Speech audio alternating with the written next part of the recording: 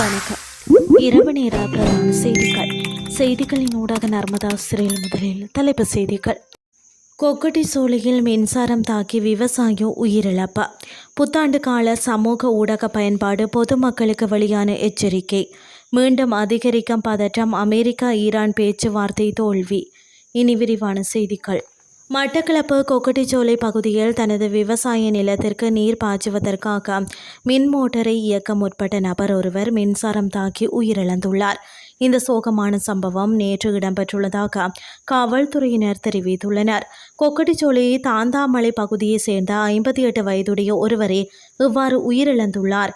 உயிரிழந்த நபர் தனது பயிர்ச்செய்கைக்கு நீர் பாய்ச்சுவதற்காக மின் பிறப்பாக்கியை பொருத்த முயற்சித்துள்ளார்.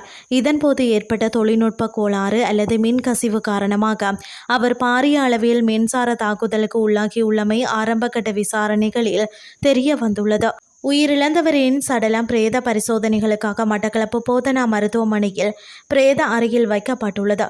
இச்சம்பவம் குறித்து கொக்கட்டிச்சோலை காவல்துறை நிலைய அதிகாரிகள் மேலதிக விசாரணைகளை முன்னெடுத்து வருகின்றனர்.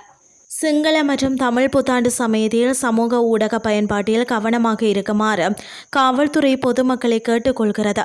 அதன்படி விடுமுறை நாட்களில் மக்கள் தங்கள் பயணங்களில் புகைப்படங்களையும் காணொளிகளையும் சமூக ஊடகங்களில் பதிவிடுவதை தவிர்க்க வேண்டும். தாங்கள் வீட்டில் இல்லை என்று உலகிற்கு தெரிவிப்பது திருடர்களுக்கு சாதகமாக அமையும் என காவல்துறை வலியுறுத்துகிறது. மேலும் மக்கள் வீடு திரும்பிய பிறகு தங்கள் அனுபவங்களை சமூக ஊடக தளங்களில் பகிர்ந்து கொள்ளுமாறு காவல்துறை கேட்டுக்கொள்கிறது.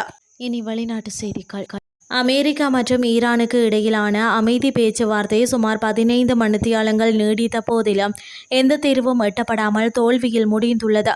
அமெரிக்காவுக்கும் ஈரானுக்கும் இடையிலான நிலைப்பாடுகளில் பெரும் வேறுபாடுகள் இருந்ததால் இரு தரப்பினரும் ஒரு சமாதான உடன்படிக்கைக்கு வருவது மிகவும் கடினம் என அரசியல் ஆய்வாளர்கள் தெரிவித்துள்ளனர். பேச்சுவார்த்தை குறித்து கருத்து தெரிவித்த முகமது பாகர் கலிபாப், அமெரிக்காவுடன் நடத்தப்படும் அமைதி பேச்சுவார்த்தைகள் பெரும்பாலும் தோல்வியிலும் வாக்குறுதி மீறல்களிலும் முடிவடைகின்றன.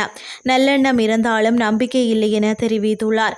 மறுபுறம் ஜேடி வான்ஸ் ஊடகவியலாளர்களிடம் தெரிவிக்கையில், இருதரப்பும் விரிவான விவாதங்களில் ஈடுபட்டது நல்ல விஷயம். ஆனால் எந்த ஒப்பந்தமும் எட்டப்படாதது வருத்தமளிக்கிறது. இது அமெரிக்காவிற்கு மட்டுமல்ல, ஈரானுக்கும் பாதகமானது என்றார். மேலும் ஈரான் அணு ஆயுதங்களை உருவாக்கவோ அதற்கான திறனை வைத்திருக்கவோ கூடாது என்பதே அமெரிக்காவின் முக்கிய நிபந்தனை எனவும் அதில் உறுதி கிடைக்காததே பேச்சுவார்த்தை தோல்விக்கான காரணம் எனவும் அவர் குறிப்பிட்டார். இந்த பேச்சுவார்த்தை 6 வாரங்களாக நீடித்து வரும் போருக்கு முற்றுப்புள்ளி வைக்க முயற்சியாக கருதப்பட்ட நிலையில் தற்போது அது தோல்வியில் முடிவடைந்துள்ளது. இதனால் மேற்காசிய பிராந்தியத்தில் மீண்டும் பதற்றம் அதிகரிக்கும் அபாயம் உருவாக்கியுள்ளது. இத்துடன் செய்திகள் யாவும் நிறைவடைகின்றது. அடுத்து காலை 8:30 எதிர்பாருங்கள். நன்றி.